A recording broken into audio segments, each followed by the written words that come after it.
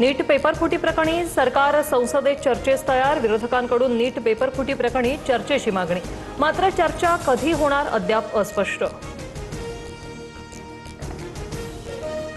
जंतर मंतरवर आंदोलकांची गर्दी, भर पावसात विद्यार्थ्यांचं आंदोलन सुरू।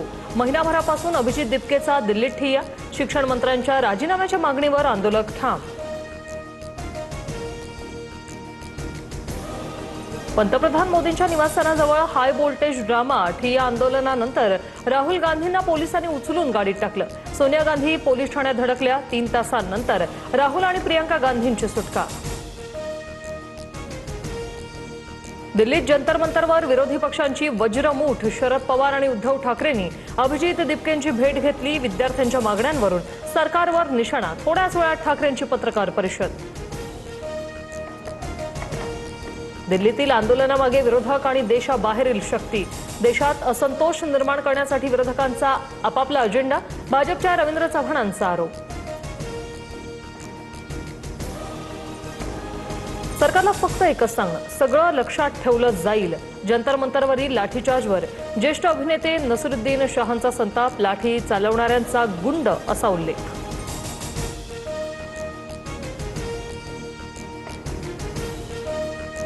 कर्जमाफीची पहिली यादी आज जाहीर होणार। सहकार मंत्री बाबासाहेब पाटील यांच्या कार्यालयाची माहिती। दुपारी 2 नंतर मंत्रालयात पत्रकार परिषद।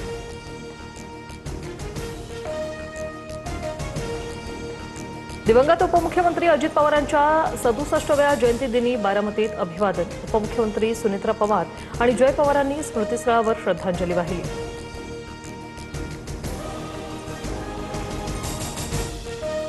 दादा, तुमची उणीव भासते। पंतप्रधान, मुख्यमंत्र्यांपासून ते शरद पवारांपर्यंत राज्यातील सर्वच बड्या नेत्यांनी दादांना आदरांजली वाहिली।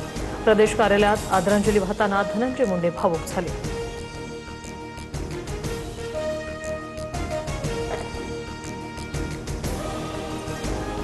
पुण्यातील घाट परिसराला आज पावसाचा रेड अलर्ट। राज्यात काही भागात मुसळधार पावसाची शक्यता। पुढील 4 ते 5 दिवसात कोकण किनारपट्टी, घाटमाथा आणि पूर्व विदर्भात पावसाचा जोर वाढण्याची शक्यता।